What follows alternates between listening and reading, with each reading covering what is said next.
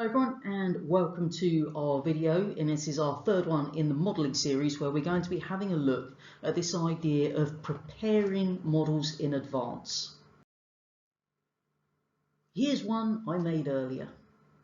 If, like me, you grew up at a time when Blue Peter was on TV and you used to watch it every single week like I did, then that phrase is probably just ingrained into your memory at this point.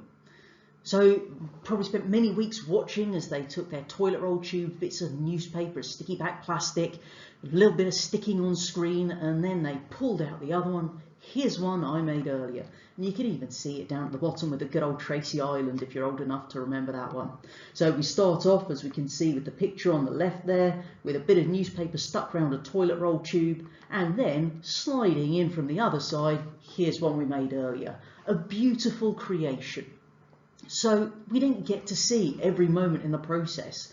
We didn't watch Anthea stick down every little bit of newspaper on the entire board there, because that would have taken forever and, to be fair, would have made terrible TV. But they did show us those key parts, those bits that when we tried to do this at home might have tripped us up and led to a very disappointing outcome. And obviously, depending on your level of crafting skill, it might still be disappointing, but at least it wasn't down to the instruction at that point.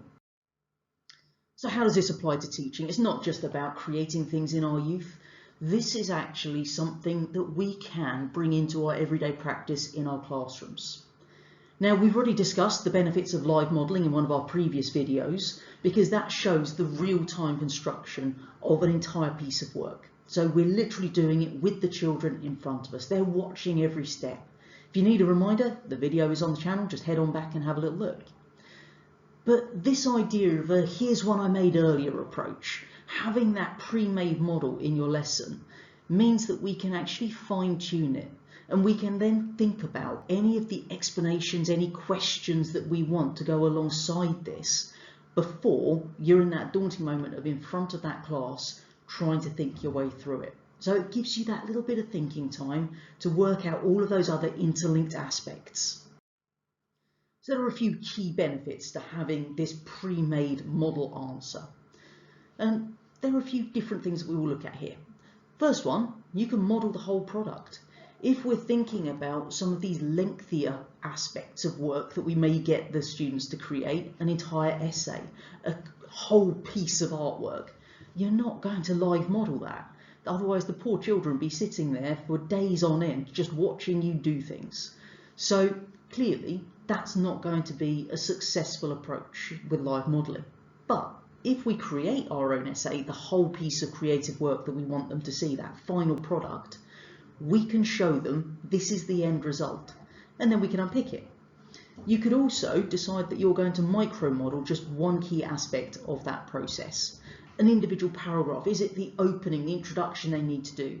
In history, is it how we actually evaluate that source? What do we need to do in that introductory part? Or how do you finish the answer? Do you just literally write some sentences and then just turn the page? Is there something we need to do there? Or in your creative product, is there a particular technique that they really need to focus in on? You can also take that opportunity to really think about your class, think about those individuals in front of you, and you can then match your model to the needs of your group and the assessment criteria. So you know your kids better than anyone. If you're sitting there thinking, well, I know they really struggle with this particular aspect, you can really hone in on that model to make sure they fully understand how to do that skill, how to employ that particular technique. It also means that if you're sitting there doing this exact thing we're going to ask the students to do, then you're going to identify, hopefully, any misconceptions that they may bring in at this point.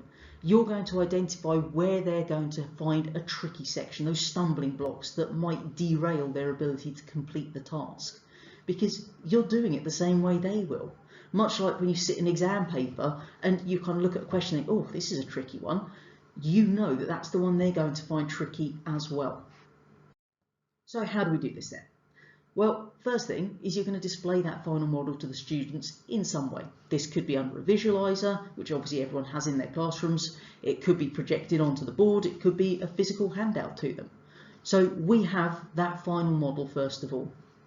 then you've got to do something with it. You can't just chuck it up on the board and go, there we go, that's what we're aiming for, here's the question. That would never work.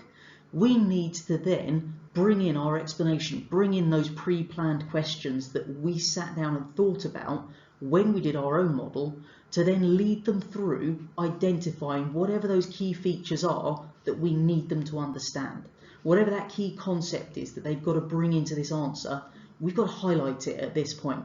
So you're almost going through as a play-by-play on this aspect of your model and saying, okay, well, what have I done here? Why have I done that? What does that link into?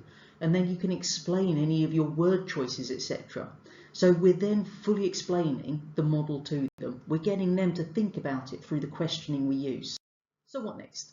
We've gone through our model, we've asked them the questions, we've got them to fully understand this whole concept. What do we do now? Well, we don't just put that same question up on the board and say, right, your turn, because all they're going to do is take the quick option. They're either going to try to recall, if it's no longer on screen, what you had written up and regurgitate it, or if it's still on the screen, they're probably going to copy it, because they're teenagers. A lot of them are not going to make life hard for themselves.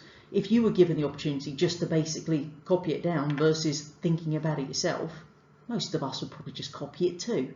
So don't put the same question up. You can, however, use a closely related task. Now this might be using that same question, that same style of question, just in a different context. Maybe using a different source material or a different extract. Something that is still getting to employ those exact same skills we've taken them through, but not in the same way. So there's something that is building upon that knowledge that they're then doing in a new context. They can't just copy. Alternatively, it might be that we've gone through, say, the introductory paragraphs, and now we want them to do the next bit. What leads on from that? We've given this starting point. What comes next? How should we now progress our answer? So we need to think about that next task carefully to avoid the copying and the regurgitating.